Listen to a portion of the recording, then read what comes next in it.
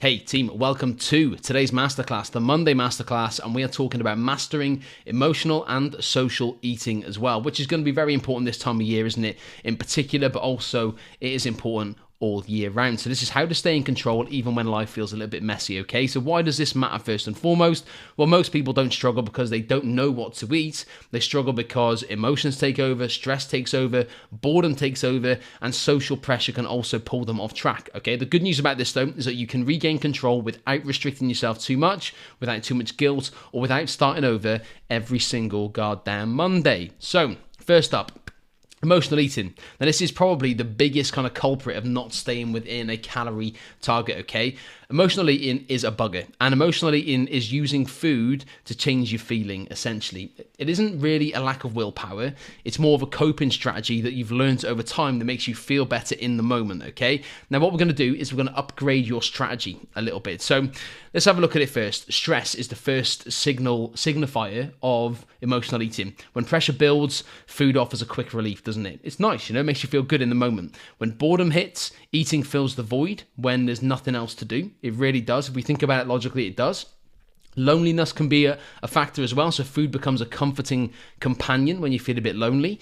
A reward. So if you've earned it, why not indulge? That's something we think as well. So if you've gone for a long run or something, you might think, oh, I deserve this, you know? Or if you've done a good workout, you might think, I deserve this.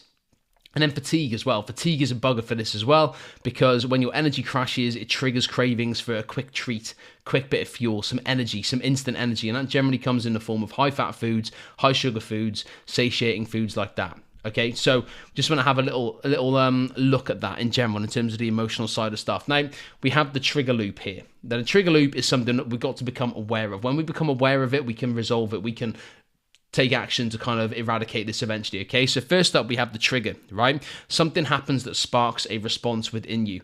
Then the emotion comes of that. So it might be you feel stressed, you feel bored, or you feel upset.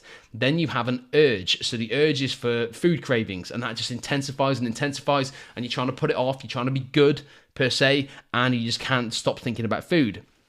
Then the behavior follows that. So you eat to soothe the feeling. You eat because it makes you feel better because of the emotion initially, okay?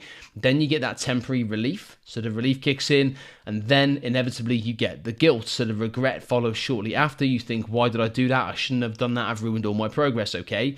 Now, we usually try to fight the behavior, but real change comes from understanding the trigger and the emotion behind it. So we've got to be self-aware. That's the key thing here. If you're just letting it happen and you continue to let it happen time after time after time, then nothing's going to change. But if you become self-aware, we can change this little pattern that you're in, okay?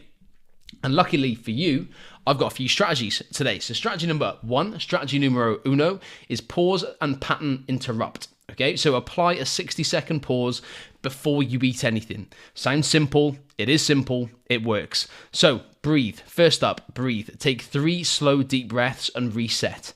Okay, so when you got that stress or that loneliness or that tiredness or whatever, breathe. 3 deep breaths. Check in with yourself. Notice how do you feel physically and emotionally after those 3 breaths, and then you can make a more logical decision. Ask yourself, will food actually solve this problem?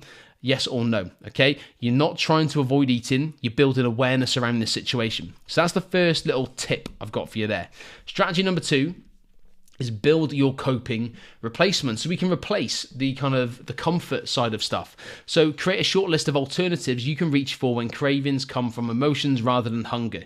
So this gives your brain another option, all right? So it could be, number 1, a short walk. If you feel stressed, go for a walk. If you feel lonely, go for a walk. If you feel emotional in any way, go for a walk. That's the first one, okay? Number 2 would be a glass of water. Hydration often calms cravings. It gives your stomach something to kind of have, you know, even if it's just water. And a lot of the time when we think we're hungry, we're dehydrated as well. So drink a glass of water is the second option. Option number 3, 5 deep breaths. Like we spoke about before, we said 3, let's go for 5 this time. So activate your calm response immediately. Literally, if you take 5 deep breaths, you will instantly feel calmer. If you do that right now, you will feel calmer, okay? Number 4, 60-second journal, quick sticks. So write down what you're feeling right now. That awareness will break the loop. You'll see it on paper. You'll logically think, okay, that's the issue. I'm not going to go to food. And then number 5 is going to be change rooms. So not the TV show from the 90s, changing rooms, change rooms. Moving to a different environment interrupts the pattern. So if you're in the kitchen feeling a bit crap about yourself, go to the living room, sit down, just take yourself out of that environment, okay? Again, simple strategies, they work, all right? Number 3 is the upgrade your environment strategy. So your environment will beat your willpower every single time. Keep problem foods out of eyesight, okay? If high-calorie snacks are visible, you'll eat them, regardless of if you're hungry or not. If they're in sight, they're in mind, okay? Prep protein in advance is the next one. So having cooked chicken, eggs, or beans will remove will remove any friction. Having them available, get those protein sources there, done, ready, let's go. Because if you are craving something, you can have a protein source instead, and it's going to be a better option than a Kit Kat, Number 3 is have simple meals ready. So when you're stressed, convenience wins. It does. So just have that plan in place, all right? Have those meals ready to go. Convenience meals. It could be you batch cook some bolognese or something, And then the 4th one is design surroundings that support your goals. Put fruit on the counter, Keep water bottle visible the whole time. Remove the temptation as much as you possibly can from your environment. So let's upgrade that environment as much as we possibly can, okay? Then strategy number 4, weekend and social eating. Okay, big one. Social eating isn't the problem. We want to get our head around this, okay? Not having a plan around it is the problem. So we can use the 3-point social strategy to enjoy the moment, even the movement. I thought that said the moment without losing control. Okay.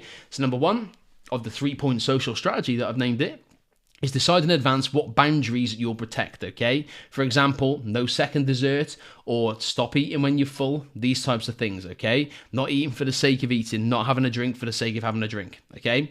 Number 2 is to choose one indulgence. So give yourself permission to enjoy something guilt-free. Don't track it. Don't feel like you shouldn't have it. Have something guilt-free, but enjoy the bloody thing, all right? Take your time. Be in the moment, savor it, enjoy it. And then number 3 is stay present and slow down. So put your fork down between bites. Again, it's simple stuff, isn't it, guys? But just slowing down, letting your body recognize you're eating something is a massive, massive thing. It lets your hunger cues kind of calm down, but also you'll savor the experience more. You'll enjoy what you're eating more rather than being in a race to rush it down, okay? So again, 3 very simple strategies here. Pick your non-negotiables to decide what your boundaries are, okay? Choose one indulgence, guilt-free, and stay present and slow down. Enjoy it and put your fork down in between bites, okay?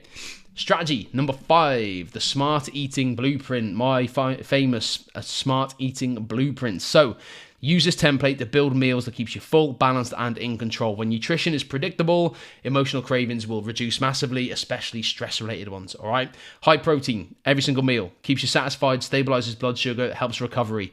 High volume of food, fill your plate with stomach-filling foods, so it's going to be veg, salads, they're amazing for filling you up without the excessive calorie intake, okay? Fruit and veg gives you fiber, nutrients, and natural satisfaction, will keep you satiated long term and in simple structure. No complicated recipes required. Protein, fiber, veg, fruit, whatever. Consistency beats perfection. Use this little blueprint, okay? Again, simplicity wins with this, guys. It really, really does. Do not overthink it. Do not overcomplicate it. You don't need 45 different recipes. Just need a couple that work for you, okay? That's all we need. So, taking control with all of this, your next steps in regards to this now. Small wins will always beat perfection. I think I say that 400 times a day, but they do. Choose one emotional eating trigger. Pick the pattern you want to improve first. So what is triggering you, okay, first and foremost, and then what is your response to that? Just awareness around it, okay? Create your coping replacement list. So write down 3 to 5 alternatives you can use as an alternative to biscuits or chocolate or cakes, okay? Set your next social event strategy. So apply the 3-point social strategy to the next time you go out, which I'm sure at the minute is going to be thick and happening fast, isn't it? Thick and fast, that's going to be coming because it is the 8th of December today. And then remember your identity upgrade. So you're becoming someone who handles emotions in healthier ways.